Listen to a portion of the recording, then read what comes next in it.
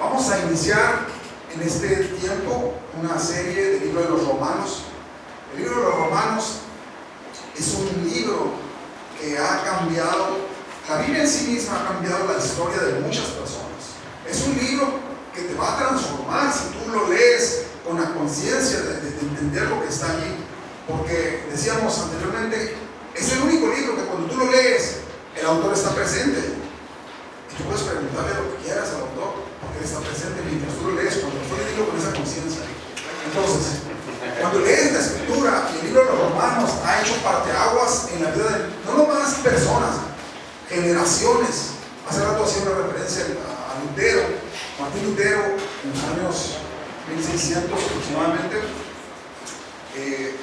Leer el libro de los Romanos fue un parteaguas en su vida, pero no solamente en su vida, sino que de alguna manera él empezaba a decir, bueno, yo tengo influencia y en el área donde yo me muevo tengo que compartir los hallazgos que estoy teniendo, porque tengo la capacidad de poder leer en un lenguaje en el que está escrito la Biblia. En ese entonces solamente estaba en latín, y el pueblo donde él vivía, que era Alemania, pues no entendía el latín, pero él se había preparado para aprender ese idioma. Por lo tanto, él cuando leía tuvo acceso a las escrituras, y cuando leía él era impactado por cada palabra. ¿Y saben cuál libro era el que lo tenía frito, por llamarlo de alguna manera? Lo tenía, pues de alguna manera su pensamiento, su corazón revolucionado. El libro de los Romanos. Porque el libro de los Romanos es un libro, cuando decimos Romanos, es que Pablo le escribe a la iglesia en Roma, los que están viviendo en Roma. ¿Y por qué es tan importante y por qué es tan, de alguna manera, trascendental? Es cierto, el resto de la Biblia también lo es, pero particularmente las personas que vivían en Roma vivían en una metrópoli, vivían con muchas cosas que a lo mejor tú y yo estamos enfrentando actualmente, porque era muy similar a lo mejor la vida. Pensamos que era muy distinto, pero a lo mejor no es ni tanto, ¿no? Porque las necesidades humanas siguen siendo las mismas. Y a pesar de que hace muchos años que sucedió ese lugar en Roma, cuando era pues, la capital del mundo, lo que ellos enfrentaban día a día es cosas que tú y yo enfrentamos también día a día. Y en su momento, en el 1600, Martín Lutero enfrentó. Y lo que él aprendió de eso, él dijo, yo no me quiero quedar con esto.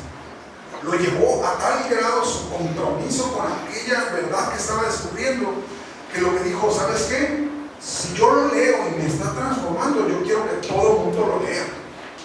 Empezó a entrarse una tarea titánica, traducir la Biblia del latín al alemán.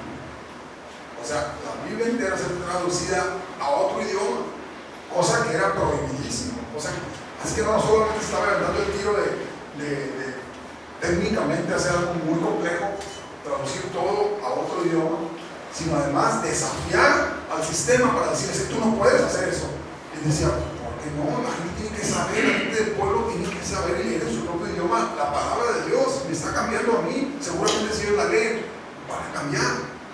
Así que él decide, y no solamente eso, todavía se viene otra tarea más importante, que es por primera vez un libro que se imprime como nuestros conceptos de imprenta.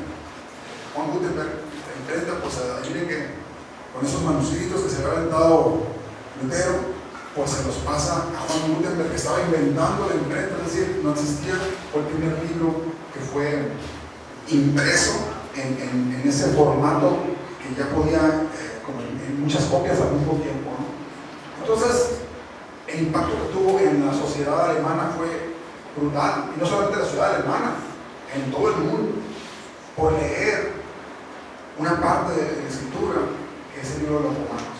Y obviamente cuando ya lees todo el contexto y las demás cartas de Pablo, pues te dejan mucho más asombrados de lo que es el pensamiento de Dios respecto a nuestras vidas.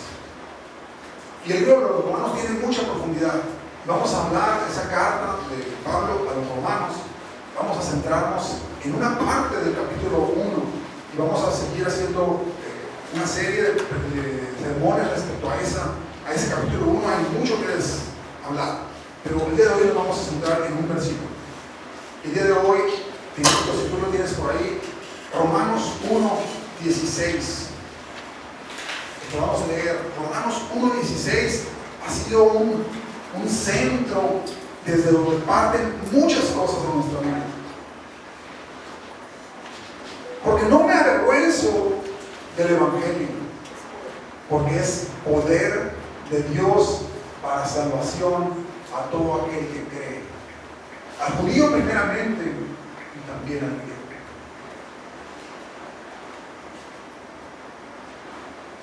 Esta palabra tiene un trasfondo muy impresionante, muy grande. Tiene que ver con una conclusión de vida, que alguien llega a este punto. Pero, ¿cómo va? El mismo libro de los Romanos, no de lo que vamos a hablar. ¿Cómo alguien puede llegar a una conclusión de esta si jamás ha escuchado la buena noticia del Evangelio de Dios? Así que esta conclusión o este enunciado que se está declarando es cuando alguien ya ha escuchado la palabra y puede decir, llegar a una conclusión: no me avergüenzo de lo que he recibido, de lo que estoy creyendo, porque tiene un poder para hacer una transformación total en la vida de cualquiera que crea. El temor es una arma de defensa, un mecanismo de defensa, el temor. Yo sé que para muchos, no sé si alguna vez escuchaste la historia de Juan sin miedo. Yo creo que mi papá nos compraba discos LP. ¿Se acuerdan de los discos? ¿Alguien me tocó, por favor? Un ejemplo. Me contaron discos LP de 45 revoluciones, ¿no? El punto es que esos, o sea, no era con mi papá al mandado. ¿Por qué? Con mi mamá no, porque mi mamá era de que esto y nada más, ¿no? Y pues cuando íbamos juntos, nos íbamos con el carrito de mi papá, porque en el carrito de mi papá todo cabía, ¿no? El de mi mamá no, o sea, era esto y nada más, no puedes pedir algo más, ¿no? Me acuerdo que íbamos a la tienda, al mercado en ese tiempo, y había una sección de esos discos LP, y nosotros nos íbamos y buscábamos algo bien particular, historias dentro de esos. Había discos LP que tenían historias, y ahí escuchábamos historias, pues eran como las historias audibles, ¿se acuerdan? Los libros audibles, audiolibros. Pero me acuerdo de una historia que se llamaba Juan sin miedo, ahí en ese LP. Me acuerdo que nos poníamos en el lado del tocadiscos ahí, poníamos el Juan sin miedo, pues que una persona no tenía miedo, ¿no? Y que entonces la escuchaba esa historia.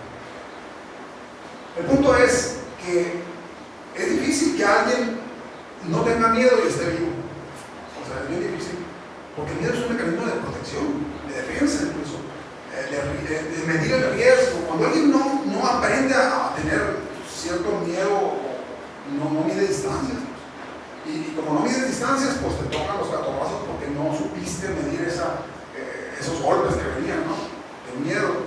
Entonces, cuando esta expresión se habla, dice, no me avergüenzo. El miedo, de alguna manera, puede ser el miedo, puede ser incluso la vergüenza de pararte en público y decir algo que está desde acá adentro, y a veces por miedo es que no podemos hablar de nuestras convicciones.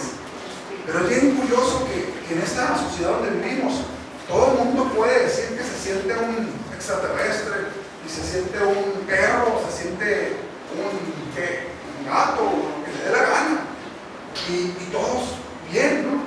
Pero no se levante alguien a decir que tiene una fe en Jesucristo y empieza todo el mundo a decir o a decir, no debes decirlo, no puedes hablarlo en la escuela, no puedes hablarlo en el trabajo, no puedes, pero sí puedes hablar de tontería y media. No crean que era diferente la sociedad donde estaba viviendo los romanos, o este grupo de personas que recibieron ese evangelio y ahora estaban siendo de alguna manera mentoreados por el apóstol Pablo, y desde cartas les empezaba a escribir sobre la fe que ellos habían declarado y que estaban viviendo. Dentro de todo lo que se empezó, le empieza a decir, más adelante vamos a hablar de otros temas que están en la carta, el primer capítulo de la carta de los Hebreos, de los Romanos.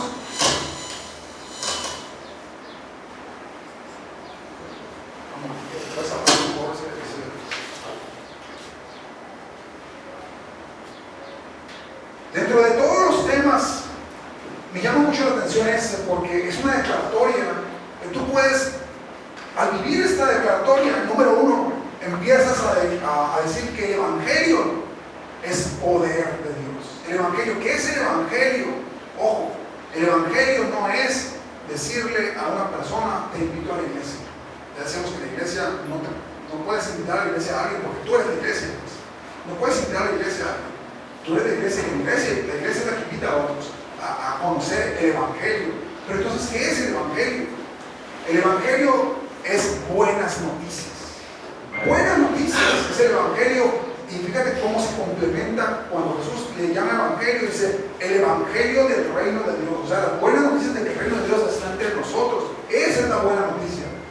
Si alguien te está hablando, entre comillas, del Evangelio y te dice, es que Dios dice que no hagas esto, que no hagas aquello, y solo hablando de la parte prohibitiva, si quieres llamarle, pero no te está hablando del completo Evangelio, de las buenas noticias, de alguna manera no son buenas noticias.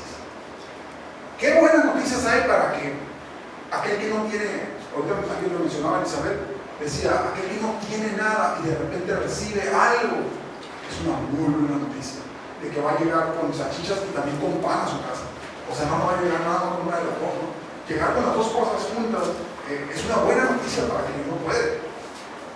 Pero el que ha recibido un diagnóstico médico sombrío, muy duro, que alguien le diga en la siguiente cita médica, ¿sabes qué? Hubo un error y no sé qué pasó, pero el diagnóstico ya no es el mismo, ya no está ese tumor, ya no está esa circunstancia, ya no está ese desgaste, ya no está aquello por lo que teníamos que operar. Son muy buenas noticias, seguramente. Que te digan el estado financiero no es el que tenías, hubo un error y te voy a regresar ciertos impuestos porque fue injusto la forma que te cobramos los impuestos de parte del SAT. Es muy buena noticia. Exactamente, ¿no? Y se ríe el contador, ¿no? Sucede a veces, sucede a veces. Yo sé que todo el mundo queda con la cara de incredulidad, pero sucede. Así que, ¿qué es una buena noticia? Aquello que trae respuestas a tu vida. Y el Evangelio definitivamente, el Evangelio del reino de Dios definitivamente trae respuestas a nuestra vida.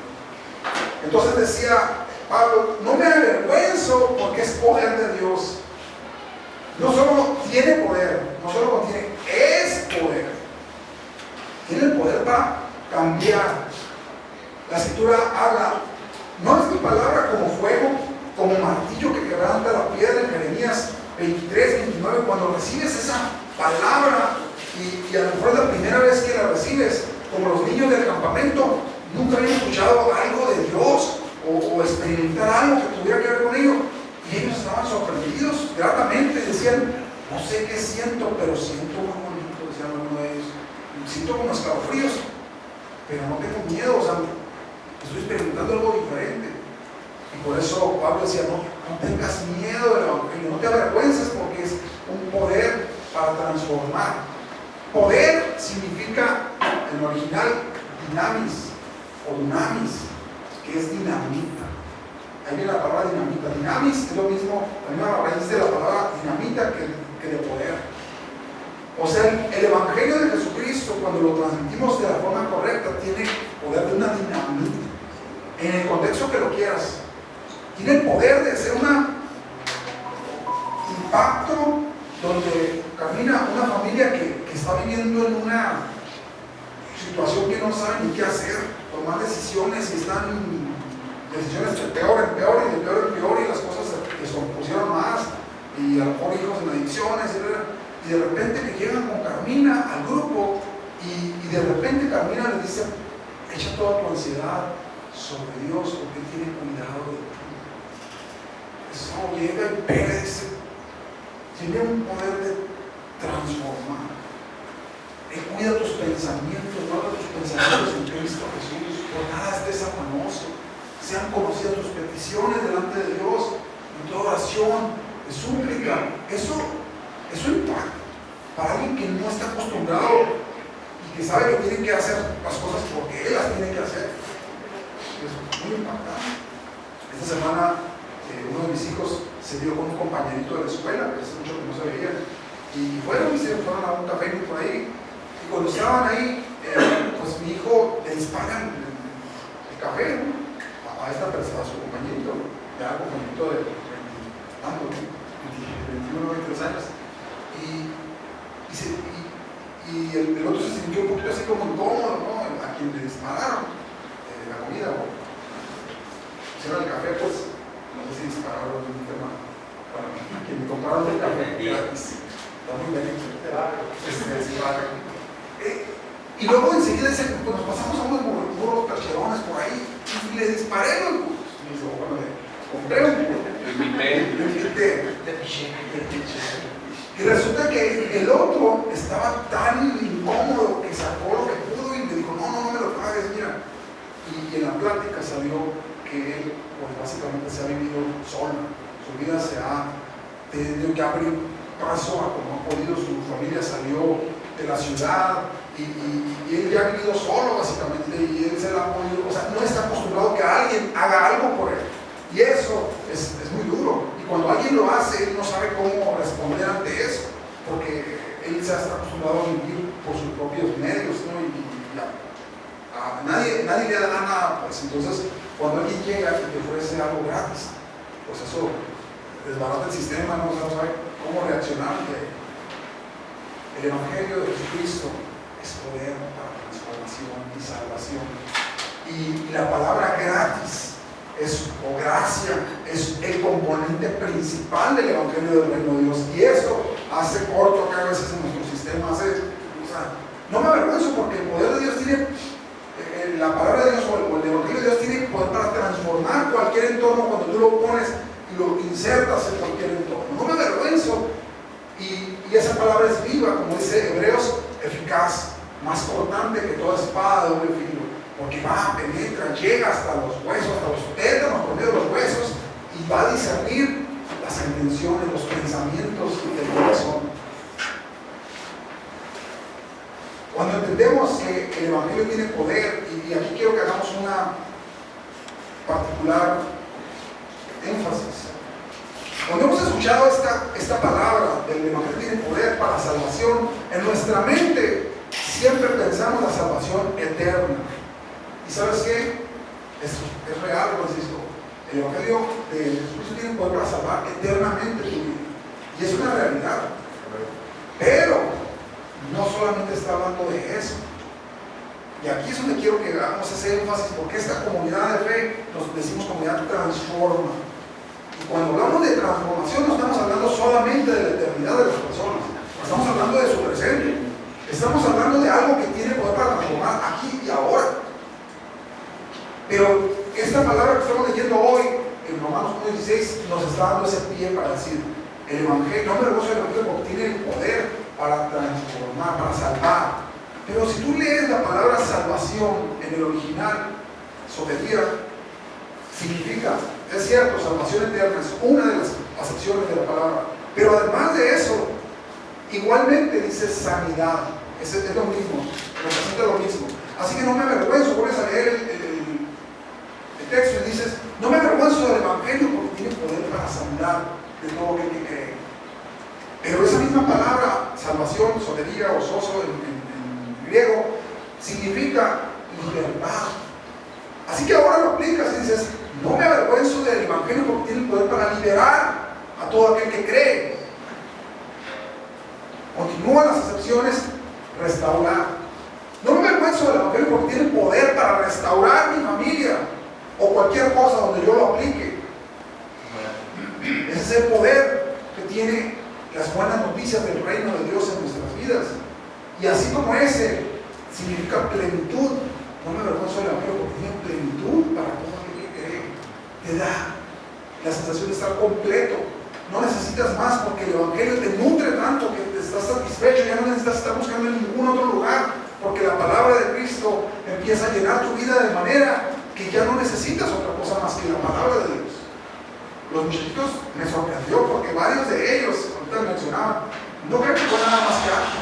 Hubo varios de ellos que dijeron, tengo miedo a no tener una relación con Dios. Tengo miedo a perder esa conexión con Dios. Y tú dices, tenía 15 años, muchachito, 16, órale, qué grande que han encontrado a tan corta edad algo tan valioso como es el Evangelio del Reino de Dios. Esa palabra que te limpia, que te llena, que te da plenitud, que te da liberación, que te da salvación eterna, ciertamente, que te da restauración de cualquier situación. Hay problema entre padres e hijos. La palabra, el Evangelio tiene poder para restaurar relaciones rotas. Entre el matrimonio no hay un buen entendimiento. El Evangelio de Jesús tiene poder para restaurar relaciones rotas, aún en el entendimiento del matrimonio.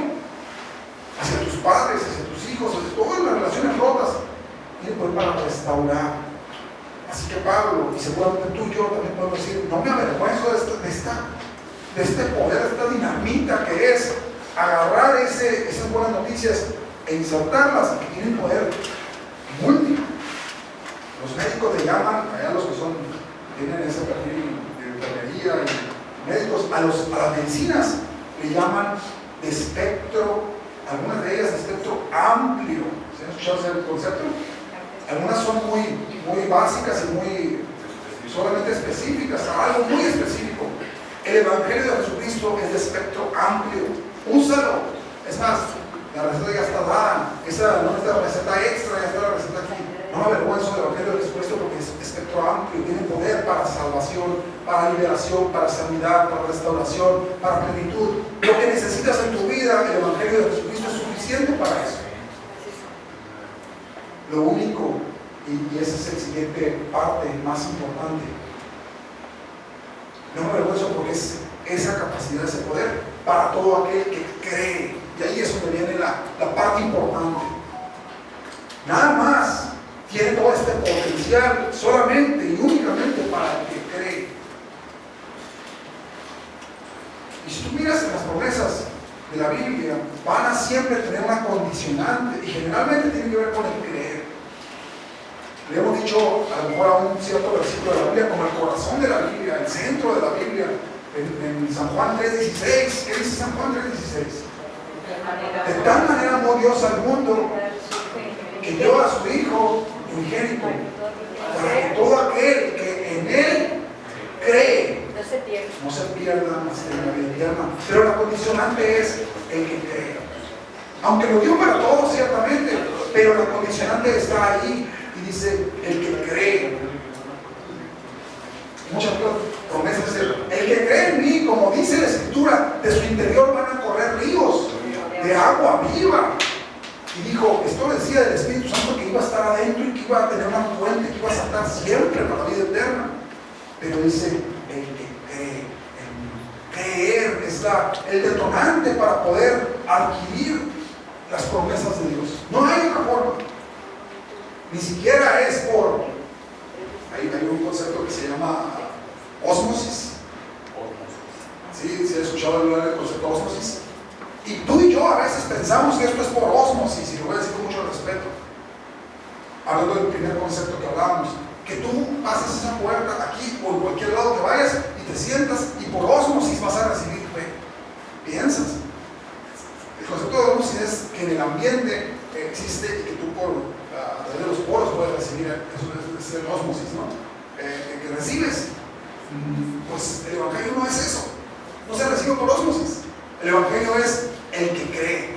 O sea, tienes la oportunidad, tú escuchas todo y tienes la oportunidad de tomar una decisión, creer o no creer.